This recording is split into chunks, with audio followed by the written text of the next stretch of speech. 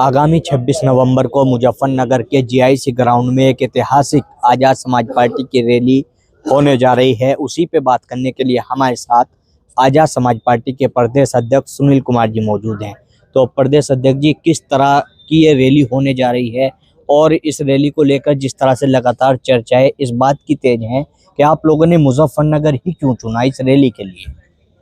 आगामी 26 नवंबर को जो संविधान दिवस है, आज़ाद समाज पार्टी कांसीराम के राष्ट्रीय अध्यक्ष एडवोकेट भाई चंद्रशेखर आज़ाद जी के विशेष निर्देश पर संवैधानिक अधिकार बचाओ भाईचारा बनाओ एक महारैली का आयोजन किया जा रहा है, जो जीआईसी ग्राउंड मुजफ्फरनगर में होने जा रहा है। यहाँ से इसलिए शुरुआत की है कि हमारी पार्टी का जो खाता खुला पश्चिमी उत्तर प्रदेश के बिजनौर नगीना लोकसभा क्षेत्र से खुला और यहीं से गिनती भी शुरू होती है विधानसभा की 1, 2, 3, लोकसभा की 1, 2, 3, और ये हमारा पार्टी का एक मजबूत क्षेत्र भी है। और यहीं से हमने 5 अप्रैल को एक कार्यक्रम शुरू किया था, प्रबुद्ध जन सम्मेलन, जो उत्तर प्रदेश के 18 मंडलों में संपन्न हुआ। उसकी भी शुरुआत हमने सहारनपुर मंडल से की, सहारनपुर से जी। तो इस रैली में हमारा ये मकसद है कि जो संविधान में आम जनता को हक मिले हैं, अधिकार मिले हैं, जैसे कि अनिवार्य रूप से सबको शिक्षा मिलनी चाहिए, लेकिन फिर भी ये देखा जाता है कि प्रत्येक गांव बस्ती मोहल्ले के अंदर 50% बच्चे आज भी अशिक्षित हैं। सरकार के जो स्कूल हैं उनमें पढ़ाई लिखाई की व्यवस्था ठीक नहीं है। प्राइवेट स्कूल जो इंग्लिश मीडियम है वहाँ पर 4,000, 6,000, 8,000 रुपये की फीस है। वहाँ मजदूर लोग अपने बच्चों पर इतना पैसा खर्च करने की स्थिति में नहीं है। तो एक तरीके से सरकार अपनी जिम्मेदारी से पीछे हट रही है, अनिवार्य रूप से शिक्षा नहीं दे पा रही है। अनिवार्य रूप से लोगों को इलाज मिलना चाहिए तो उसकी व्यवस्था ठीक नहीं है। पुराने समय के जो भी हॉस्पिटल खुले हैं उनमें जो मशीनें हैं वो सब खराब पड़ी हैं, लोग परेशान हैं। प्राइवेट इलाज कराने जाते हैं तो वहाँ छोटी छोटी बीमारियों पर लाखों रुपए खर्च हो रहे हैं, जो मजदूर के बस की बात नहीं है। इसी प्रकार से लोगों पर अत्याचार होता है, अन्याय होता है। मजदूरी मांगने पर उनको मारा पीटा जाता है, माँ बहन बेटियों के साथ छिड़काने की घटनाएं होती हैं।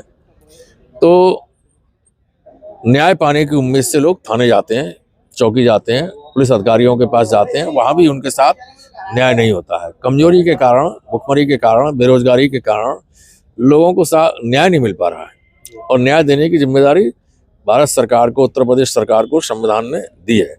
इसीलिए सरकार की तरफ से वकील खड़े किए जाते हैं, इसीलिए थाने चौकी सरकार की तरफ से बनाए गए कि आम जनता को सुरक्षा मिले, लेकिन सरकार संवैधानिक अधिकार नहीं दे पा रही है। तो हमने ये निर्णय लिया, हमारी पार्टी की राष्ट्रीय अध्यक्ष और राष्ट्रीय कोर कमेटी ने, कि हम लोग आम जनता को संविधान में मिले अधिकारों की जानकारी दें, जिससे जनता अपने अधिकारों को लेने के लिए अपने वोट का सही इस्तेमाल करे। अभी तक जो भी पार्टियां थीं जिन्होंने सरकारें चलाईं, जैसे आज भारतीय जनता पार्टी है, पहले जनता दल था, जनता पार्टी थी और कांग्रेस पार्टी थी, जो भी पार्टियां रहीं, तो उन्होंने संवैधानिक अधिकार आम जनता तक नहीं पहुँचाए। इसकी वजह से लगभग 20 करोड़ लोग तो पूरे देश के अंदर बिना मकान के, बिना छत के रह रहे हैं। फुटपाथों पे लोग सो रहे हैं, झुग्गी झोंपड़ियों में रह रहे हैं। तो बड़ी शर्म आती है कि लोग भीख मांग रहे हैं, जबकि सरकार में बैठे हुए लोग आम जनता को गुमराह करते हैं कि हमारा देश विश्व गुरु बनेगा। विश्व गुरु कैसे बनेगा भाई? आप लोगों को शिक्षा नहीं दे पा रहे हैं, आप लोगों को न्याय नहीं दे पा रहे हैं, आप लोगों को विकास नहीं दे पा रहे हैं, आप लोगों को रोजगार नहीं दे पा रहे हैं। बेरोजगारी बड़ी चरम सीमा पर है। संविदा पे नौकरी दी जा रही है, जो नौकरियां पहले ठीक से मिलती थीं वो नौकरियों को रोक दिया गया। जो सरकार के विभाग थे उनको निजीकरण कर दिया गया। निजीकरण में संविदा पे लोगों को रखा जा रहा है। अब 18,000 रुपये से क्या खर्चा चलता है? आरक्षण की व्यवस्था थी उसको खत्म किया जा रहा है। 49.5% आरक्षण इस देश के अंदर अनुसूचित जाति, अनुसूचित जनजाति, अन्य पिछड़े वर्ग के लिए था, वो मुश्किल से अभी 10-11% लोगों को मिल पाया। तो उसमें भी सरकार का ध्यान नहीं है, बल्कि एक विशेष अभियान चल रहा है कि लोगों को भ्रमित करो, हिंदू मुस्लिम की राजनीति करो। तो ये ठीक नहीं है। इस देश की मिट्टी में हिंदू, मुसलमान, सिख, ईसाई, बुद्धिस्ट, गरीब अमीर सभी लोग रहते हैं।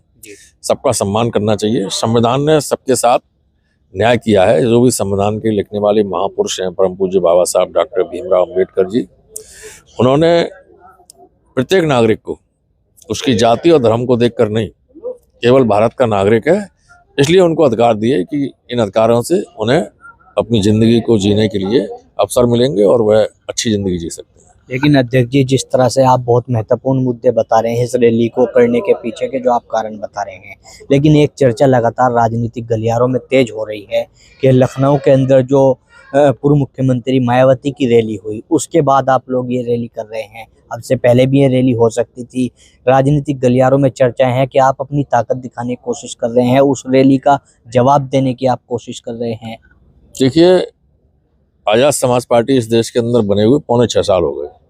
हमारी पार्टी समय समय पर अपने कार्यक्रम चलाती है।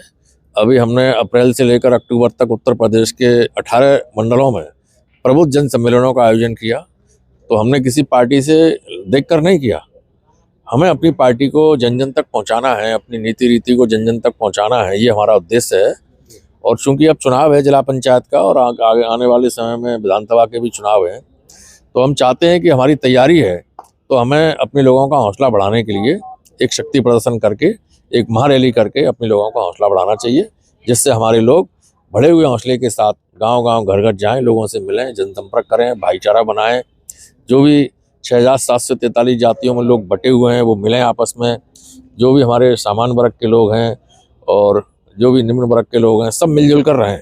कोई किसी के साथ जाति और धर्म के आधार पर भेदभाव ना करे, किसी का कोई नुकसान ना करे, किसी के साथ कोई अन्याय अत्याचार ना करे, ये हमारी पार्टी चाहती है।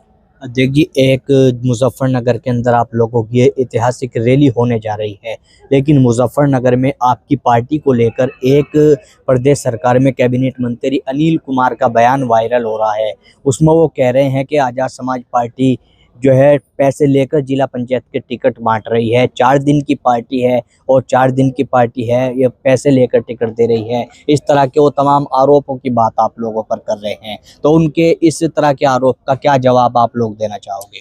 देखिए, आज वो हमारी पार्टी पे आरोप लगा रहे हैं, तो इससे हम ये कह सकते हैं कि उनकी ज़मीन खिसक रही है। वो कमज़ोरी महसूस कर रहे हैं और उन्हें खतरा आज़ाद समाज पार्टी से महसूस हो रहा है। इसलिए वो सोच रहे हैं कि अब इन पर किसी प्रकार के आरोप लगा के इनकी इमेज खराब करो। तो मैं तो आपके माध्यम से उन्हें सलाह दूंगा कि वो अच्छे विचारों की राजनीति करें और आरोप प्रत्यारोप के चक्कर में ना पड़ें। जहाँ तक हमारी पार्टी का सवाल है, हम लोग अपने कार्यकर्ताओं को अभी से तैयार कर रहे हैं कि वो जिला पंचायत के चुनाव में जाएं, क्षेत्र में लगें, मेहनत करें। और ये रैली के माध्यम से जो भी कार्यकर्ता हमारे संपर्क में आ रहे हैं, हम उनका सम्मान करेंगे। जो भी मेहनत करेगा उसको हम पार्टी के अंदर लीडरशिप भी देंगे, पार्टी में स्थान भी देंगे और समय समय पर जो भी चुनाव लड़ना चाहते हैं उनको चुनाव भी लड़वाएंगे। जी, बिल्कुल। आखिर में कोई संदेश तमाम कार्यकर्ताओं के लिए, अनुशासन कैसे आप लोग बनाए रखें इस रैली में आने के लिए, कोई आखिरी मैसेज आपका?